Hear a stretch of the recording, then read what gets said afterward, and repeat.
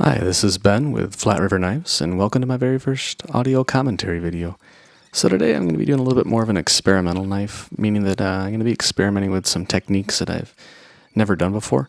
And so because of that, I'm going to be using a little bit more affordable piece of steel. I'm going to be using 1084 steel. Now, there's absolutely nothing wrong with 1084 steel, but the bar stock, for instance, that you can see right here is about $8 versus, say, the same size bar stock of CPM 3V would be about $30.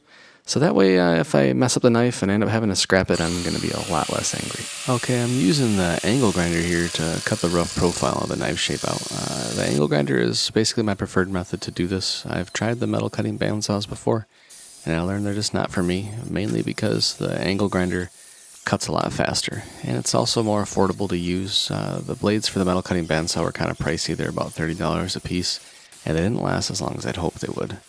And I just like watching all these sparks fly, and knowing that I'm the one that's making all these sparks fly makes me feel a lot cooler and a lot tougher, which is a good confidence booster for me. Okay, so now I've moved on to the belt sander to kind of further refine the profile of the knife. I'm using a 20 grit ceramic belt here. I've never used this kind of belt before. Usually whenever I order a large batch of belts, I always throw in one belt that I've never used before, just to have something to experiment with and, hopefully learn something new. This belt, there's a lot more vibration in this belt compared to the 40 grit belts that I usually use. It did not remove material any quicker than the belts that I usually use. And it was just overall a more unpleasant belt to use. There's a lot more vibration with this belt.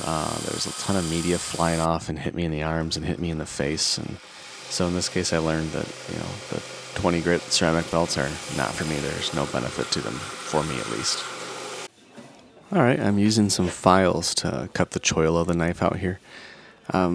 This day I just decided that I kind of wanted to stay away from the mill. I just didn't feel like setting it up and then cleaning it up afterwards. And I just wanted to kind of keep it simple and use, a little more old school way to do it. Use the file. And also to demonstrate there's nothing wrong with the file. If you're someone who doesn't own a mill, you can still cut some beautiful choils out with just a simple file that you can buy at the hardware store.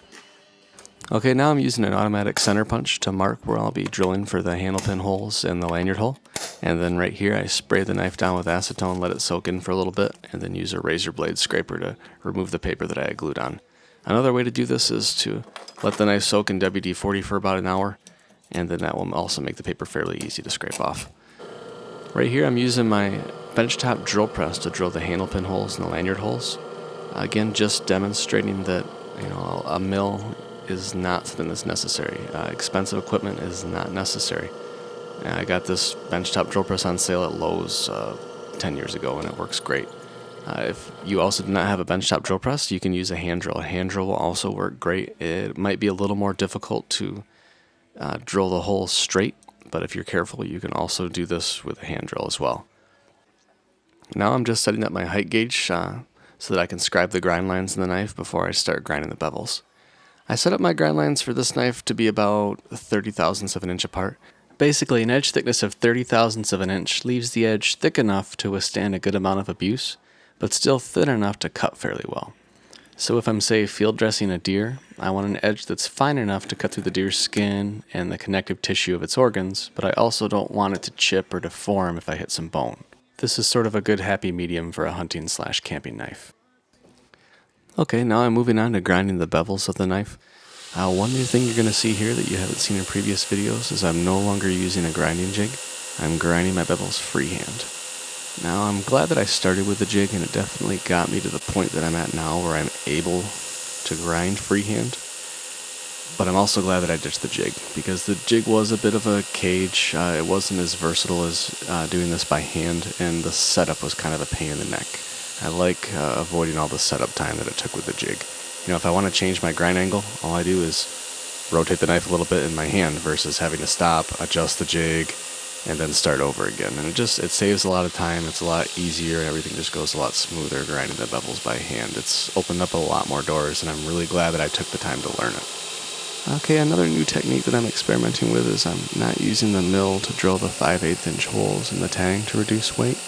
Instead, I'm using the small wheel holder on the belt sander to kind of do sort of a hollow grind into the tang to reduce weight that way.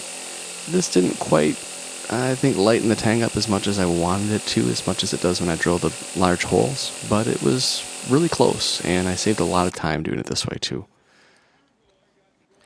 Okay, we've moved on to the heat treat stage now. Basically what's going to happen is the knife will be heated to about 1450 degrees Fahrenheit and then quenched in warm canola oil. Now I've chosen canola oil for two reasons. It being an organic oil, it's easier to dispose of when the time comes, and it also does not leave any toxic fumes in the air for me to breathe in after the knife has been quenched in it, which is also a nice bonus. I'm using a piece of heated scrap steel to set the oil temperature prior to quenching the knife. It's going to be at about 150 degrees Fahrenheit. Now you want the oil to be warmer because an oil's cooling rate is directly correlated with its viscosity, so a warmer and thinner oil has a faster cooling rate than a cooler and thicker oil will. That's one of the nice things about oil hardening steels is you can sort of customize the cooling rate of the oil by heating the oil to a specific temperature. Okay, the knife's going back in the kiln now for the first temper cycle.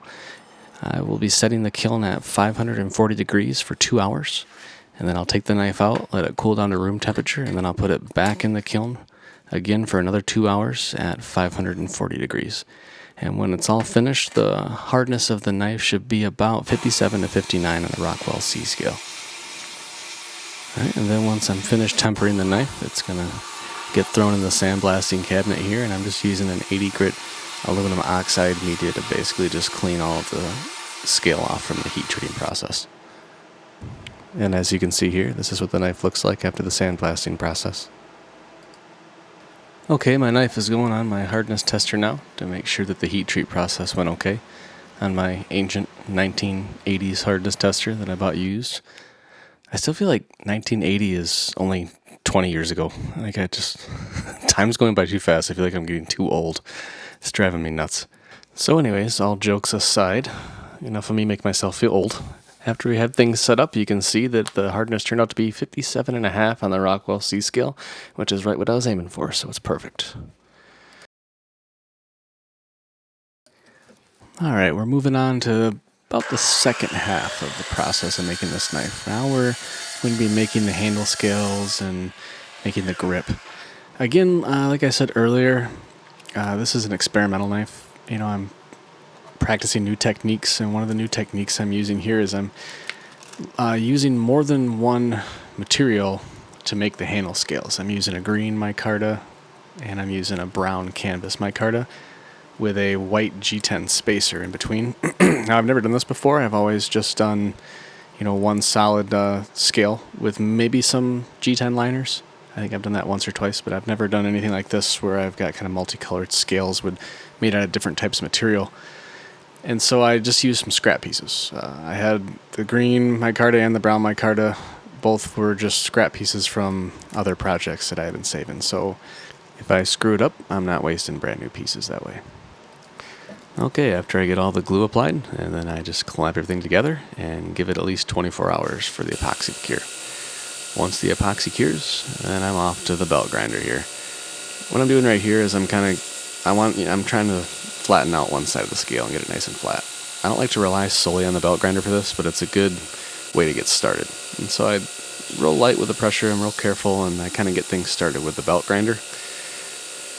I hog off any unnecessary material like you can see right here, but I don't want to do too much on the belt grinder because it's really easy to remove too much material too fast. So I try to be really careful and use the belt grinder sparingly for this step.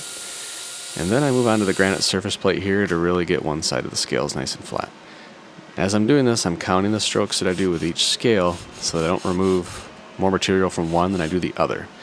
You might not notice it when you're looking at each scale individually, but when you get those glued onto the knife, then you're really going to notice that one's thinner than the other one, and it doesn't look very good. And so you want to make sure that you count each sanding stroke that you do so that they turn out nice and even and symmetrical. Now I'm just using a popsicle stick to apply the epoxy to the handle scales and to the G10 liners. The popsicle stick just helps, apply the epoxy a little more evenly, a little more nice and neat. That way when I glue everything and clamp everything together, I don't have some big, sticky, nasty mess to deal with. I don't know why. Whenever I deal with the epoxy, I always make it just a huge mess, even when I'm trying to apply it nice and even and neat and cleanly.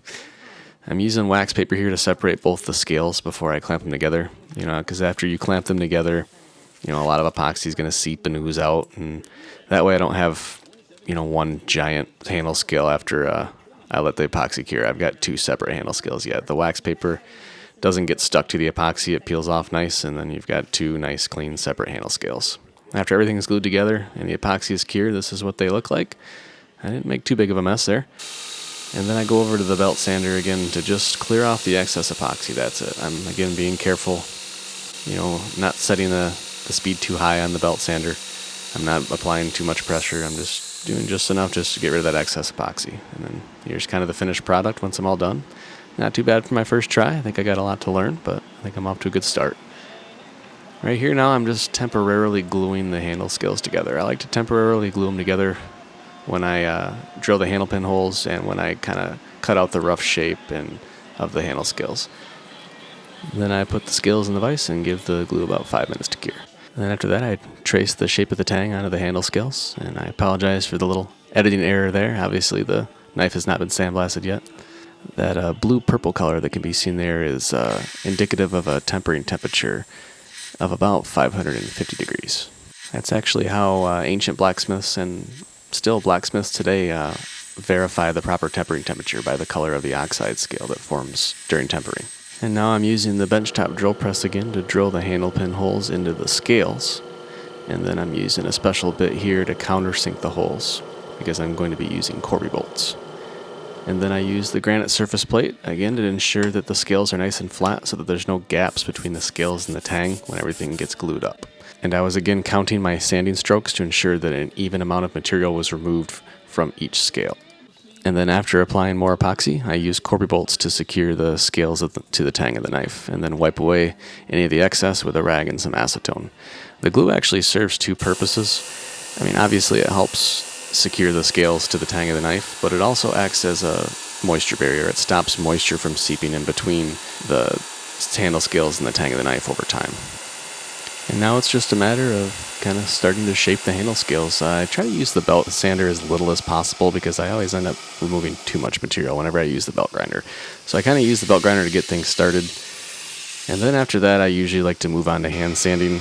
Hand sanding takes longer, but with me, I think just because I'm kind of impatient, I always end up screwing it up with the belt grinder and removing too much material. And so then I just go to hand sanding right here. Spend a little extra time doing this, but everything tends to work out a little bit better. Some guys get really good and they can use the belt grinder for, just about everything. Me, I don't think I'm quite there yet.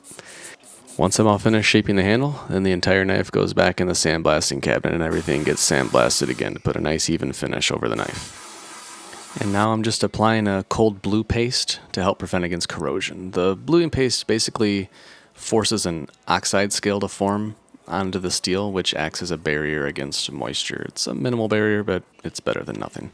Now, one thing I would like to point out is that you can see there's no Corby bolt running through the brown portion of the grip. Now, this being a grip that's made of more than one material, since there's only glue holding on that brown piece, that sort of creates a weak point in the grip. That's not ideal. That's not the right way to do it. But since I was using scrap pieces of micarta, there's not a whole lot I could do about it. And since this was sort of just an experimental kind of R&D knife, I sort of let it slide. Okay, with that being said, I actually think this knife turned out pretty well for it being an experimental knife. Everyone, thank you so much for watching. I really do appreciate it. If you enjoyed this video, please click the like button and subscribe. And please feel free to comment. I read everyone's comments and I greatly appreciate them. And I also try to respond to as many of them as I can. So if anyone has any questions, feel free to ask. This is Ben with Flat River Knives.